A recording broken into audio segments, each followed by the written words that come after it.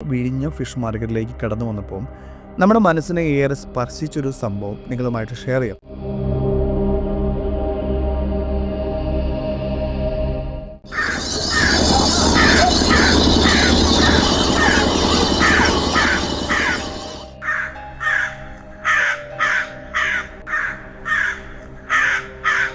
നമ്മളിപ്പോൾ തിരുവനന്തപുരത്ത് വിഴിഞ്ഞത്തുണ്ട്. അപ്പോൾ നമ്മുടെ വിഴിഞ്ഞം തുറമുഖം ഒന്ന് ഷൂട്ട് ചെയ്യണമെന്ന് വിചാരിച്ച് ഇറങ്ങിയതാണ്. പക്ഷേ നമുക്ക് വിഴിഞ്ഞം തുറമുഖത്തിൻ്റെ ഉള്ളിലേക്ക് പ്രവേശിക്കാനോ അല്ലെങ്കിൽ അവിടെ ഷൂട്ട് ചെയ്യാനോ ഒന്നും നടക്കില്ല. അപ്പോൾ എൻ്റെ പുറകിലായിട്ട് അങ്ങ് ദൂരെ നിങ്ങൾക്ക് കാണാൻ സാധിക്കും, അതാണ് നമ്മുടെ വിഴിഞ്ഞം തുറമുഖം. കുറച്ചും കൂടെ അടുത്ത് ചെന്ന് നമുക്ക് കുറച്ചും കൂടെ വിഷ്വൽസ് ഒപ്പിക്കാൻ പറ്റുമെങ്കിൽ ഒപ്പിച്ച് നമ്മുടെ ഈ വീഡിയോയിലൂടെ ഇടാം കേട്ടോ. ഇപ്പോൾ ഞാൻ നിൽക്കുന്നത് നമ്മുടെ വിഴിഞ്ഞത്തെ നമ്മുടെ ഫിഷ് മാർക്കറ്റിലാണ് നിലവിൽ നമ്മൾ കേട്ടോ. നമ്മൾ ഇവിടെ നിന്നിങ്ങനെ റൗണ്ട് ചെയ്ത് നമ്മൾ നോക്കുമ്പോൾ നമ്മുടെ പുറകിലായിട്ട് നമുക്ക് നമ്മുടെ വിഴിഞ്ഞം തുറമുഖം അങ്ങ് നമുക്ക് കാണാൻ സാധിക്കും. അപ്പോൾ ഈ ഒരു സൈഡിലേക്ക് നോക്കുകയാണെങ്കിൽ 2 മുസ്ലിം ചർച്ചുകൾ നമുക്ക് 1, 2, 3 ചർച്ചുകൾ നമുക്ക് ഇവിടെ കാണാൻ സാധിക്കും കേട്ടോ.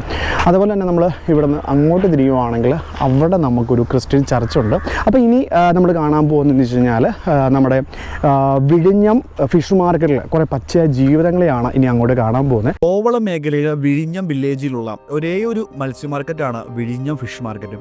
എല്ലാ വലുപ്പത്തിലും നിറത്തിലും ഇനത്തിലുമുള്ള മത്സ്യങ്ങളെ ഇവിടെ നമുക്ക് കാണാൻ സാധിക്കും കേട്ടോ. രാത്രിയെന്നോ പകലെന്നോ വ്യത്യാസമില്ലാതെ ഇവിടെ മീൻലേലം നടക്കുന്നുണ്ട് എന്നാണ് നമുക്ക് അറിയാൻ സാധിച്ചത്. വിഴിഞ്ഞം ഫിഷ് മാർക്കറ്റിലേക്ക് കടന്നു വന്നപ്പോൾ നമ്മുടെ മനസ്സിനെ ഏറെ സ്പർശിച്ചൊരു സംഭവം നിങ്ങളുമായിട്ട് ഷെയർ ചെയ്യാം.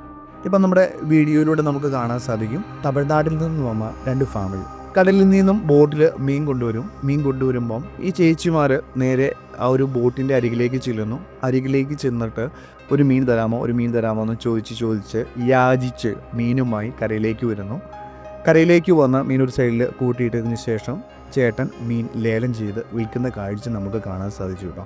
നമ്മുടെ വിഴിഞ്ഞം ഫിഷ് മാർക്കറ്റിലേക്ക് കടന്നു വന്ന് നമ്മൾ ഓരോ മുക്കും മൂലയും നമ്മൾ നോക്കിക്കഴിയുമ്പോൾ ഒരുപാട് മാലിന്യങ്ങൾ അടിഞ്ഞു കൂടിയിരിക്കുന്നത് നമുക്ക് കാണാൻ സാധിക്കും. രാത്രിയെന്നോ പകലെന്നോ വ്യത്യാസമില്ലാതെ മീൻ ലേലം നടക്കുന്ന ഒരു സ്ഥലമാണ്. അതുകൊണ്ട് തന്നെയായിരിക്കാം ഒരുപാട് മീനുകളുടെ വേസ്റ്റ് മാലിന്യം പല സ്ഥലങ്ങളിലായിട്ട് അടിഞ്ഞു കൂടിയിട്ടുണ്ട്. അത് കൊത്തി തിന്നുന്നതിന് വേണ്ടി കാക്കയും കൊക്കൊക്കെ വരുന്നുണ്ട്. എന്നിരുന്നാലും ഒരുപാട് വേസ്റ്റ് വീണ്ടും അവശേഷിക്കുന്നുണ്ട്.